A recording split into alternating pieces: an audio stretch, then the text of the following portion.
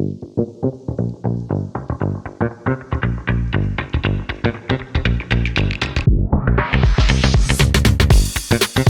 right, so are you ready to dive into the world of sheds this week?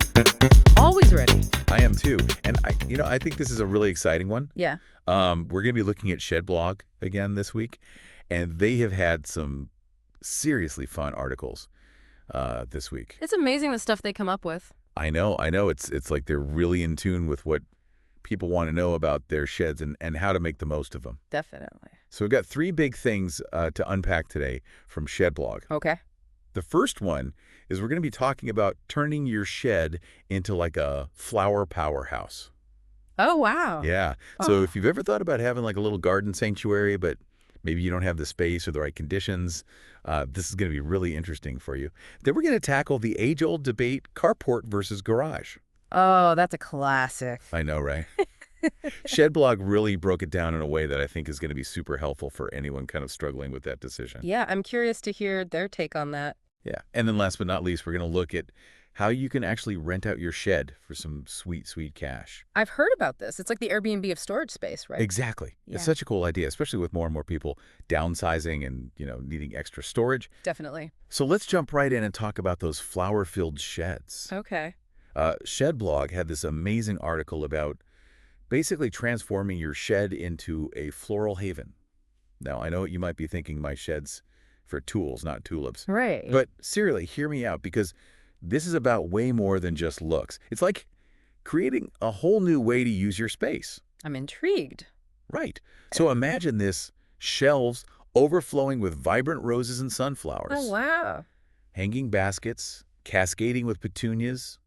You've got a potting bench, maybe even like a comfy chair tucked away in there to just soak it all in. That sounds so peaceful. I know, right? Yeah. Pure zen. And the best part is they actually give you all the tips on how to make it happen. Oh, really? Yeah, like they talk about managing temperature and humidity, choosing the right soil and containers, and even how to keep those flowers thriving year-round. So it's not just about aesthetics. It's about actually creating a thriving environment. Exactly. It's Yeah. like having your own little micro ecosystem right there in your backyard. So what do you think surprised you the most about creating a flower shed? I was really surprised by how much emphasis they put on ventilation. Yeah. It's not something you'd immediately think of when you picture a flower-filled space, but it's crucial for air circulation and preventing those those fungal diseases. Oh, yeah, definitely. And they had some good tips for that, too, like using roof vents or even installing a small fan system. Right. And they even talked about using a humidifier for those plants that like it a little more humid. That's a great point because you can really customize the environment in there to suit all sorts of different plants. Absolutely. And then, of course, there's the soil. They recommended specific potting mixes for different types of flowers. Yeah, it's all about giving them the right foundation to thrive. Exactly. And it's not just about the setup either. It's about thinking like a gardener, even though you're indoors. You still need to monitor for pests. Oh, right. And make sure your shed gets enough natural light. That makes sense. Yeah. And I love how they even suggest incorporating seasonal blooms so you can have that kind of like year-round display. It's like having a little piece of spring no matter what time of year it is. And then to really make it a sanctuary, they even talk about adding like string lights and comfy seating. Oh, wow. So it's not just a functional space, it's a place to relax and enjoy the beauty, too. Exactly. It's like a little floral oasis right in your own backyard. I love that. Me too. Oh. All right, so enough with the flowers. Let's get practical for a second. Okay. We've all faced this classic shed dilemma: carport or garage. Right. That's a tough one. It is.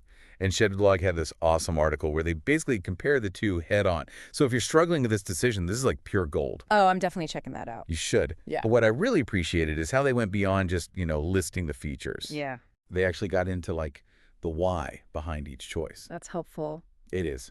So for example, a carport Yeah. is hands down cheaper and faster to install. Right. So if your main goal is just to protect your car from the elements and you're on a budget, a carport is probably your winner. Makes sense.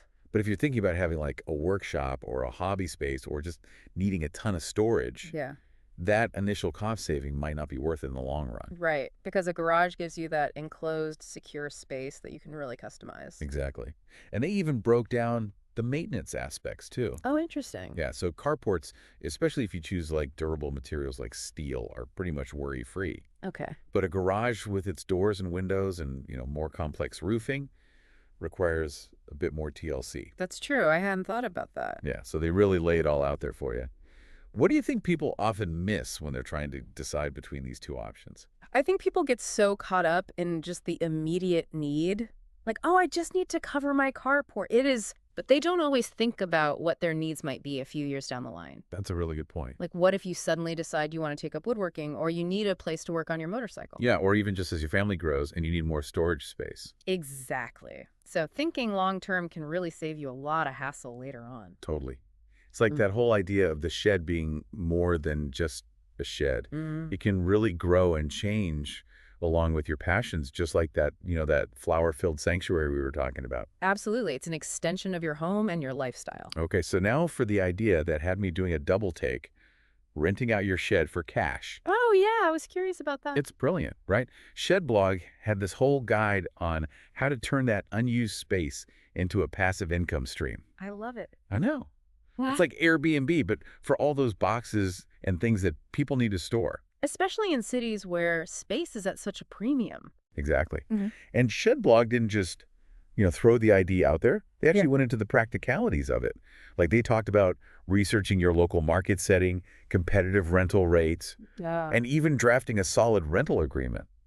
They weren't messing around. So it's like a real business venture. It is. It is. And they even talked about the security aspect. That's important. Yeah, like simple upgrades like sturdy locks, motion sensor lights, or even a security camera can give both you and your renter peace of mind. Definitely. And it makes it feel more professional, too. Right. It's all about being a responsible shed landlord. I like that responsible shed landlord. I know, right? Yes. And speaking of responsibility, they even recommend checking with your local zoning regulations. Oh, good point. Just to make sure you're all above board. Because you don't want to run into any legal issues down the line. Exactly. Yeah. So it's definitely worth a little research, but the potential is huge, especially with the self-storage market growing like it is. Yeah, that's true. Turning that underutilized space into a steady income stream, I mean, that's pretty tempting. Now, this is where things get really interesting. Okay, I'm listening. They really emphasized treating it like a legitimate business, Right. Like it's not just about, sticking a for rent sign on your shed and calling it a day. Yeah, I mean, they really dove deep on all the details that you wouldn't necessarily think about. Yeah, like they talked about marketing. Right. Like, how are you actually going to get people to rent your shed? Right. Whether it's online listings or even local bulletin boards. Yeah. And then there's that whole aspect of screening potential renters, too. Oh, yeah. That's important. Right. Like, you're not just going to rent to anybody. No. You want to make sure it's a good fit. Exactly. It's about building trust, Yeah. Both for you and for the person renting the space. Right. And they even suggested having a written agreement Oh, wow. outlining, things like access and payment and liability. Yeah. To make it official. Yeah. It just adds that layer of professionalism and protection for everyone involved. Yeah, that's a good point. So let's say someone's convinced they want to jump into the world of shed rentals. What's like the one piece of advice that you think people should absolutely take to heart from that ShedBlog article?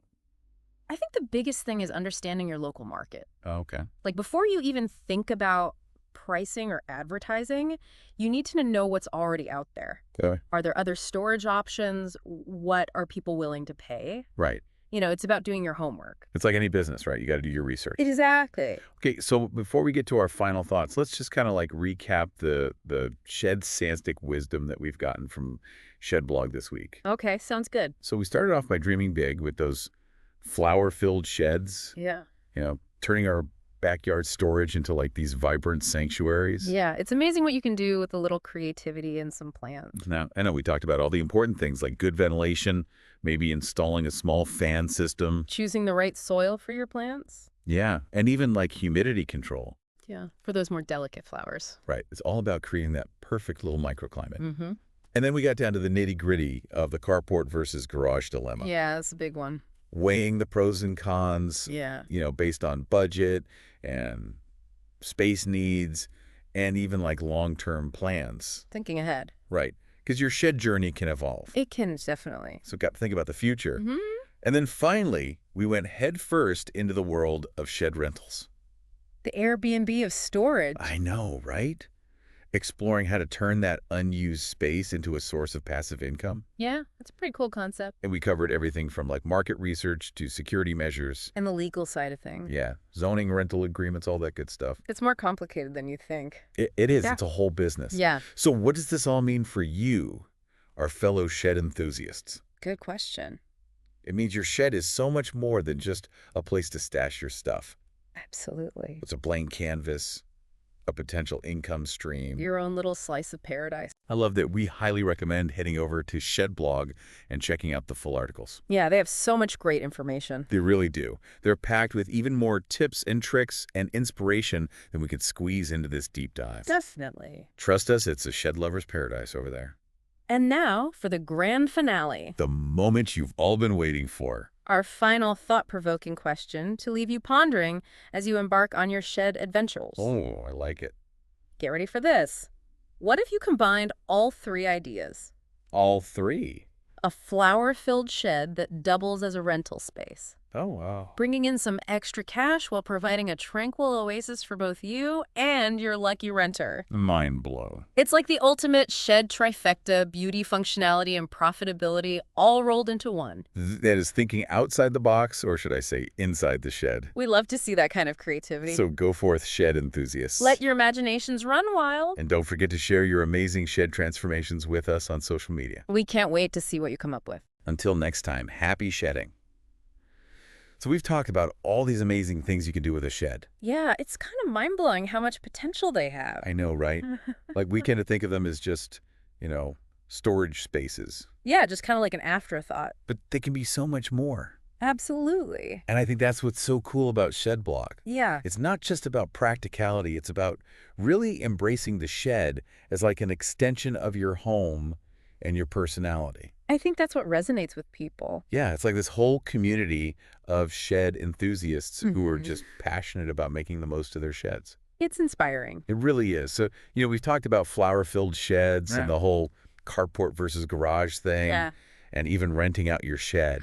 But I think what's really sticking with me is this like shift in perspective. I agree. It's about seeing your shed as an opportunity, Right. not just a place to store stuff. Not an obligation. Yeah, like a blank canvas. Where you can really express yourself. Exactly. Whether that's through, creating a beautiful garden space or building a workshop or even, starting a little side hustle. It's all about finding what works for you. And I think that's what's so exciting. Yeah. There's no right or wrong way to do it. As long as you're making the most of that space. So as we wrap up this deep dive into the world of sheds, I want to leave you with a little challenge. Okay, I'm listening. Take a moment to just picture your own shed. Okay. What's its purpose right now? And what could it become? Yeah. What's its potential? Don't be afraid to dream big. Let your imagination run wild. And remember, ShedBlog is an amazing resource It really is. for inspiration and practical advice. And a sense of community. Yeah. So head over to their website, explore the articles we've talked about. See what sparks your interest. And who knows, maybe your shed transformation will be featured on ShedBlog one day, That would be awesome. inspiring others to unlock the potential of their own sheds. Yeah, pay it forward. So that's it for this week's deep dive. Thanks for joining us on this shed venture. And remember, your shed is waiting. What will you create?